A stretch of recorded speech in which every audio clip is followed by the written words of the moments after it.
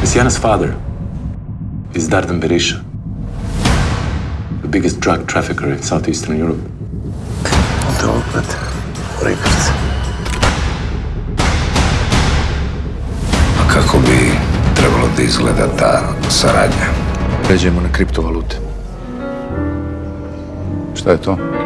Bitcoini, Monero, Ethereum. Čuo si za njih? Uzeo si mi krv. Daćeš mi krv. Ubićeš za mene 5 ljudi.